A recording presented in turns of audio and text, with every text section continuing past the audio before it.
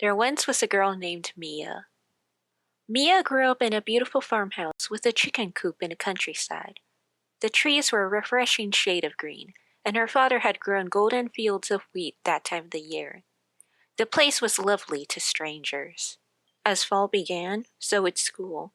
And while most kids her age would be dreading the end of summer freedom, Mia was quietly glad she had an excuse to leave home.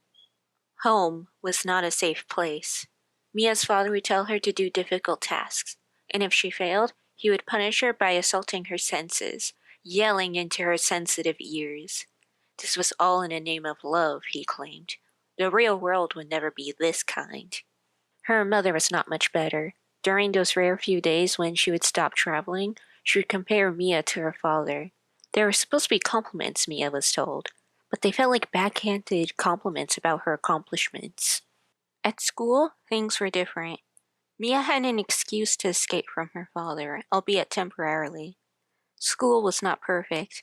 The halls were loud in between breaks, and the smells during lunchtime were nauseating. But anything was better than home. Mia knew something was different about her.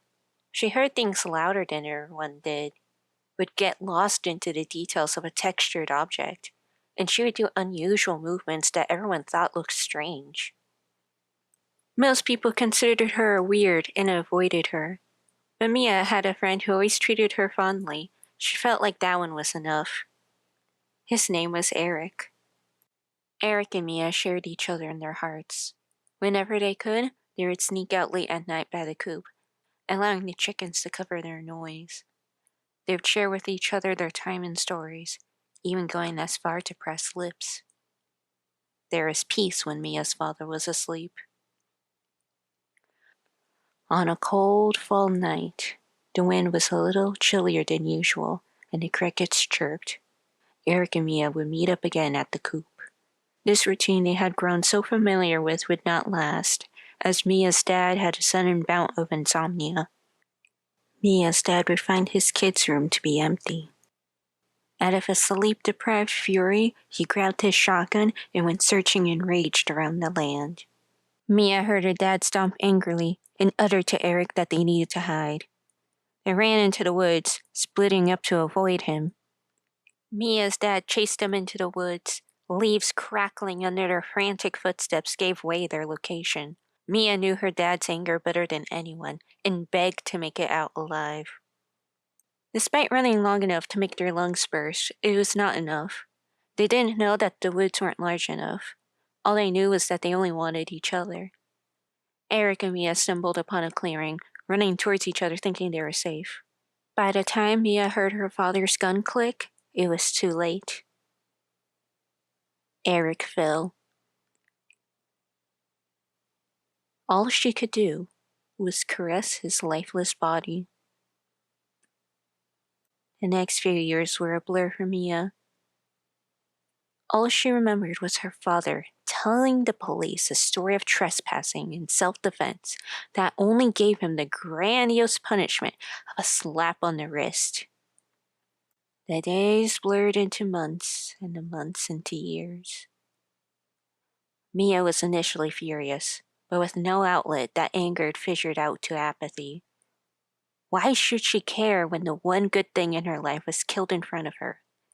And yet, his killer remained unpunished. She numbed herself so the emotions of misery would hurt less, trading one form of torture for another, becoming nothing more than an empty shell of who she used to be. Eventually, Mia met a man named Don who had experienced similar turmoil with his parents. They shared their story with each other. Mia found that she wanted him to have a better life, giving her a reason to care about someone.